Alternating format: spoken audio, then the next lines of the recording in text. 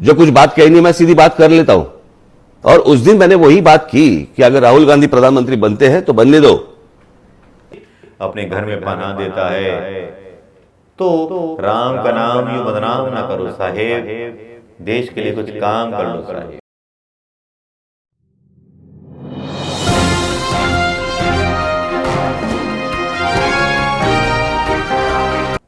पीते पीते कभी कभी यूं जाम बदल जाते हैं। हमने सुना है कि हिंदुस्तान में उन लोगों के इरादे भी बदल जाते हैं जिन्होंने कभी साहिब को सपोर्ट किया हो। उन साहिब का क्या कहना जिन साहिब ने अपनी अदाओं से, अपनी बातों से हिंदुस्तान की जनता का दिल छोड़ो घर भी लूट लिया हो, सिलेंडर छोड़ो सब कुछ लूट लिया हो, रोजगार भी लूट लिया हो, टैक्स भी लूट लिया हो, दोस्तों के लिए उन्होंने सब कुछ कुर्बान कर दिया हो। तो फिर ऐसे दोस्तों के लिए क्या बोलेंगे दोस्तों? ऐसे दोस्तों का भी ध्यान रखना पड़ेगा जब इन दोस्तों के बारे में जब बात की जाएगी हिंदुस्तान के इतिहास में, तो इन लोगों को याद रखा जाएगा कि गंगा में लाशें पड़ी थीं रेती के किनारे, कोई देखने वाला ना था, बस वोट मांगने वाले लोग थे जो बंगाल रैली में लाखों की भीड़ लेकर के जुटे हुए थे। अब फिर से चुनाव आने वाले हैं, पता नहीं तीसरी लहर आने वाली है या लहर के बहाने मौत आने वाली है। अब ऐसे ही हैं हमारे साहिब।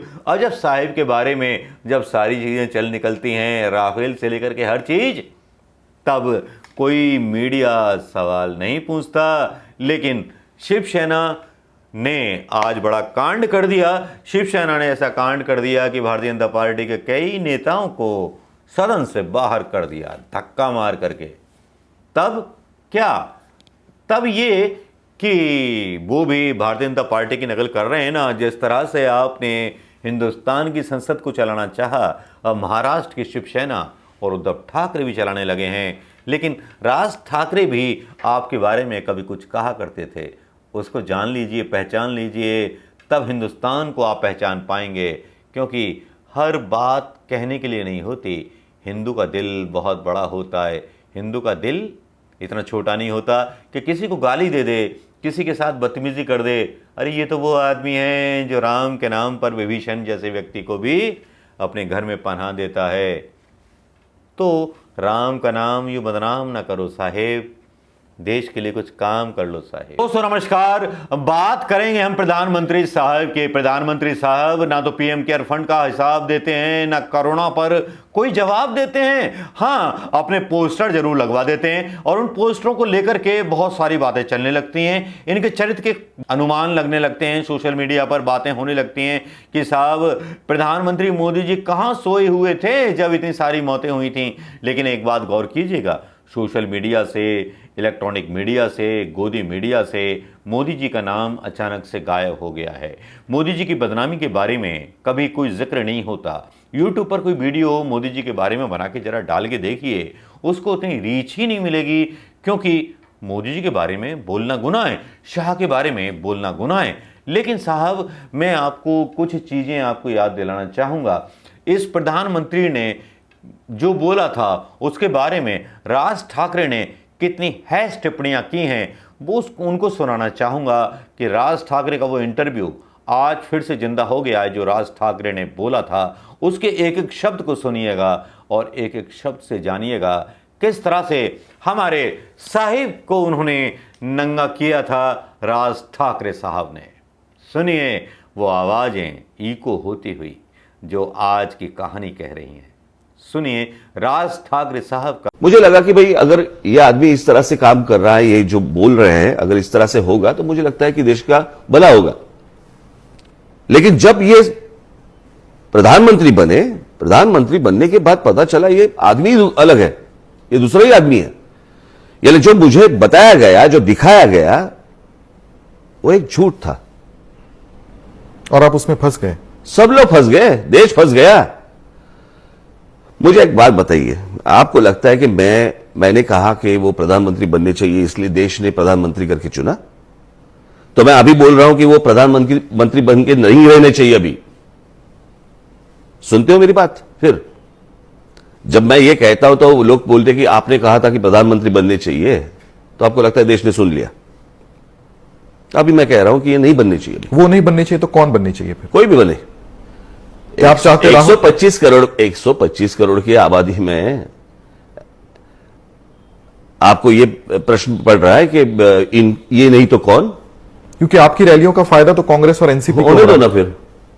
मेरे भाषण आज पूरे देश में हैं, हर जगह से मुझे जो समझ में आ रहा है कि मेरे भाषण की क्लिप्स निकाल रहे हैं और उनकी लैंग्वेजेस में जा रहे हैं, तो मुझे लगता है कि वहां की जो पार्टियां हैं उनको भी तो फायदा होगा। अब कांग्रेस एनसीपी को क्या लेके बैठे हैं? आपको लगता है राहुल गांधी अच्छे प्रधानमंत्री बन सकते हैं? क्यों नहीं बन सकते? देखिए, एक्सपेरिमेंट ही करने हैं ना देश पे। एक एक्सपेरिमेंट किया, जो फेल हो गया, चलो दूसरा करते हैं। तो आप ये खुल के क्यों नहीं कहते कि राहुल गांधी के लिए वोट दें? मैंने उस दिन गुड़ी पाड़वा की सभा में तो यही तो कहा। देखिए, मेरी सोच है ना, ये आड़ी टेढ़ी सोच नहीं है ऐसी। मैं सीधा सोचता हूं, जो कुछ बात कहनी है मैं सीधी बात कर लेता हूं। और उस दिन मैंने वही बात की कि अगर राहुल गांधी प्रधानमंत्री बनते हैं तो बनने दो। ऐसा थोड़ी देश चलता है कि एक आदमी, अब ये तो उस वक्त भी चल रहा था कि नेहरू के बाद कौन? चल ही रहा है ना देश, इतने प्रधानमंत्री हुए ना। इन सारी प्रधानमंत्री जितने आए उसमें तरक्की हुई ना देश की।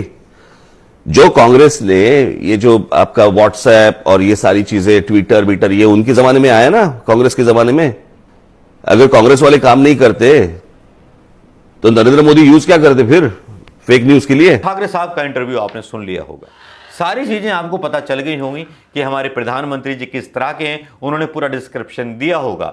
अब डिस्क्रिप्शन जो दिया उन्होंने वो मिलता जुलता है वर्तमान हालात में, कि जिस तरह से कोरोना पर सही चीजों का हिसाब किताब नहीं मिलता, थाली डंडे बजाए जाते हैं कोरोना के नाम पर। एक प्रधानमंत्री के तौर पर वो फेल हो जाते हैं। राफेल में उनका नाम एक दलाल के रूप में लिया जाने लगता है। फ्रांस में उनके नाम पर नहीं हुई, राफेल के सौदे पर सवाल उठाए जाते हैं। तो आपको नहीं लगता दोस्तों कि देश की बेइज्जती हुई ऐसे प्रधानमंत्री के द्वारा, जिस प्रधानमंत्री ने विश्व गुरु बनाने के लिए एक सपना दिखाया था हिंदुस्तान के उन 135 करोड़ लोगों को, जिनको उम्मीद थी कि प्रधानमंत्री मोदी जी बदलाव लेके आएंगे?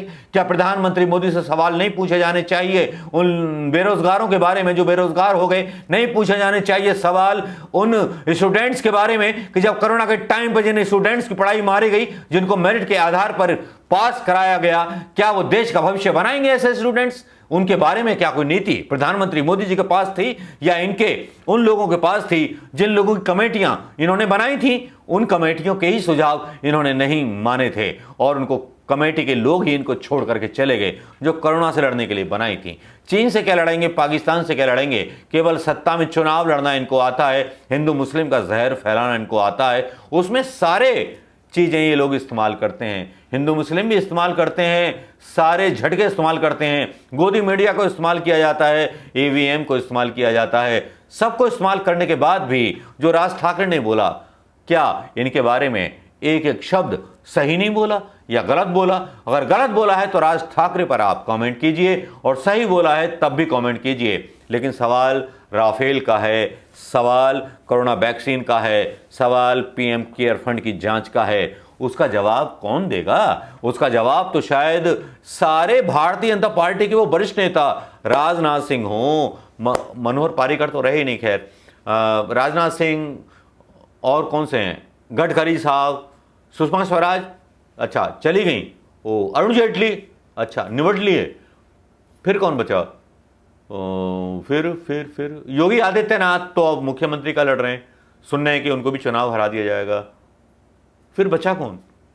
कोई नहीं है ना। अटल बिहारी वाजपेयी भी निपट लिए। आडवाणी जी वो तो मार्गदर्शक मंडल में एक अच्छा संसाधन मंत्री मुरली मनोहर जोशी, उनको कौन पूछता है? कोई नहीं बोलता मोदी जी के सामने, तो जनता क्या बोलेगी? ईडी आईडी है ना आवाज दबाने के लिए, जो पत्रकार बोलेगा उसका कत्ल कर दिया जाएगा। ये ईडी आईडी की उसके पास रेड हो जाएगी दोस्तों। तो राज ठाकरे का ये बयान आपने सुना होगा। राज ठाकरे से आप कितने सहमत हैं बताइएगा जरूर दोस्तों। नमस्कार, जय हिंद।